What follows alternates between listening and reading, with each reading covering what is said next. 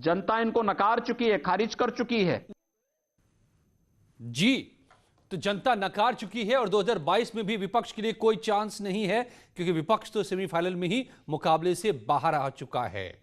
मेरे साथ आलोक अवस्थी बीजेपी के नेता जुड़े हुए हैं, अंशु अवस्थी कांग्रेस के नेता जुड़े हुए हैं, राजपाल कश्यप साहब प्रवक्ता समाजवादी पार्टी के, विशाल मिश्रा राजनीतिक विश्लेषक हैं, धर्मवीर चौधरी साहब भी बीएसपी के नेता हमारे साथ जुड़े हुए हैं। स्वागत है आप सभी का। अंशु अवस्थी जी, तो सद्बुद्धि क्यों नहीं आ रही है? योगी आदित्यनाथ जी बता रहे थे कि पता नहीं कब सद्बुद्धि आएगी इन लोगों को, कांग्रेस ढूंढे नहीं मिल रही है। मुकाबला तो हो गया, मुकाबले से बाहर पहले ही आप लोग हो चुके, 2022 में अब कोई चांस नहीं है।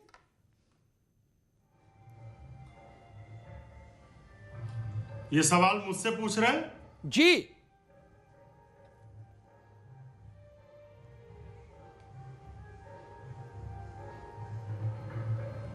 देखिए अजय जी, सच्चाई यह है कि उत्तर प्रदेश के मुख्यमंत्री को ही सद्बुद्धि नहीं आ रही।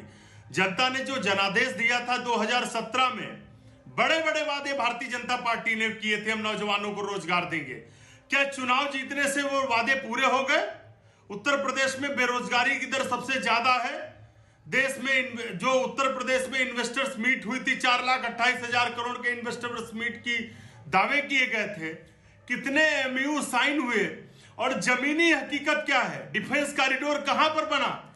डिफेंस इन्वेस्टर्स मीट हुई, परिणाम क्या थे? उत्तर प्रदेश के मुख्यमंत्री दरअसल सत्ता के घमंड में चूर हैं, अहंकार हो गया उनको। और अहंकार तो अजय जी रावण का नहीं रहा। और दूसरा, भारतीय जनता पार्टी नैतिक मर्यादाएं भूल रही है। राहुल गांधी जी को जिस तरीके की बात कर रहे हैं, यह बहुत ही दुर्भाग्यपूर्ण है। मुझे आप बताओ, श्री राहुल गांधी जी ने 4 विषयों पर सबसे पहले सरकार को आगाह किया। मैं पॉइंट वाइज गिनाता हूं। सबसे पहले जब नोटबंदी हुई, श्री राहुल गांधी जी ने कहा यह देश के लिए त्रासदी बनेगा, ये आम आदमी के लिए तबाही लेकर आएगा, सुनामी लेकर आएगा। परिणाम क्या हुए? आज भारतीय जनता पार्टी उस पर पीछे है। दूसरा, जीएसटी जब लागू हुई, श्री राहुल गांधी जी ने कहा यह गब्बर सिंह टैक्स है। आज जो मध्यम व्यापारी था, वो कहीं ना कहीं जमींदोज हो गया, सिर्फ इसलिए कि सिर्फ अडानी और अंबानी इस देश में व्यापारी बचे। अंशु अवस्थी जी, भाई आपका समय ज्यादा आप बोल रहे हैं, नहीं ज्यादा बोल रहे हैं आपका समय भी पूरा हो गया है और आप विषय से भी भटक रहे हैं। अंशु अवस्थी सुनिए, मैं दोबारा आऊंगा, सबको मौका है बोलने का, सबको मौका है। I'll come back to you, मैं दोबारा आऊंगा आपके पास। राजपाल कश्यप भी बोलेंगे, धर्मवीर चौधरी भी बोलेंगे, उसका जवाब भी देंगे। आलोक अवस्थी जी सुन लीजिए, अंशु अवस्थी सुन लीजिए, अंशु अवस्थी जी सुन लीजिए। राजपाल कश्यप जी, चौथा, राजपाल कश्यप जी, श्री राहुल गांधी जी ने राजपाल जी, अरे भाई अंशु जी सुन लीजिए भाई, दूसरों को भी मौका दीजिए। जनता के बीच जाके इतना बोलिए तो शायद जनता कुछ सुने आपकी बात को। केवल टीवी पर बोलने से नहीं जनता वोट देती है साहब। ओके, राजपाल कश्यप जी, पार्टी दरअसल झूठ पर झूठ 2000 नहीं, जो झूठ कौन बोल रहा है, सच कौन बोल रहा है? जिन मुद्दों का अंशु अवस्थी ने जिक्र किया, उन मुद्दों को उठाने के बाद बीजेपी जीतती रही, चाहे वो 2017 में हो, मुख्यमंत्री आदित्यनाथ, चाहे वो 2019 में हो, या फिर अभी के उपचुनाव हो। तो आप लोग किसानों को भड़काने में भले लगे हुए हो, सरकार के खिलाफ करने में, मगर योगी आदित्यनाथ ने साफ कर दिया कि कोई चांस नहीं है, भूल जाइए सब। अजय जी देखिए, ये 2017 के बाद में जो उपचुनाव हुए थे, वो उपचुनाव समाजवादी पार्टी ने, जो सांसद थे योगी आदित्यनाथ जी, जो मुख्यमंत्री बन गए थे, बहुत ताकत में आ गए थे, प्रचंड बहुमत में, और केंद्र में भी उनकी प्रचंड बहुमत की सरकार थी।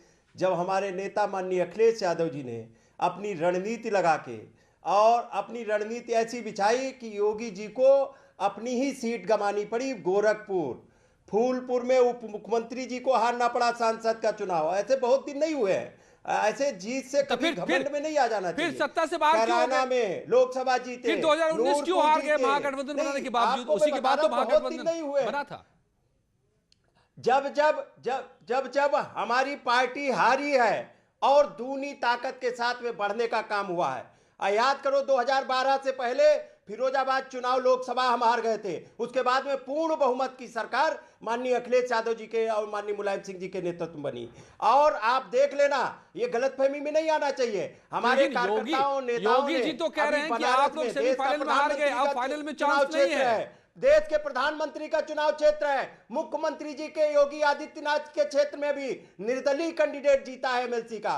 देश के प्रधानमंत्री जहां हम कभी नहीं जीते थे, वहां देश के प्रधानमंत्री के क्षेत्र में भी स्नातक और शिक्षक का एमएलसी का चुनाव जीते हैं। आपके झांसी में जीते हैं। और ये जीत पे इतना घमंड नहीं करना चाहिए। इन्होंने झूठ बनाने का, योगी जी ने, योगी को तो झूठ नहीं बोलना चाहिए था योगी होके, लेकिन योगी होके झूठ बोलने का रिकॉर्ड बनाया है। और माननीय अखिलेश यादव जी ने इसी उत्तर प्रदेश में काम करने का रिकॉर्ड बनाया है। इन्होंने फीता उद्घाटन करने का रिकॉर्ड बनाया है, बीजेपी ने झूठ बोलने का रिकॉर्ड बनाया है।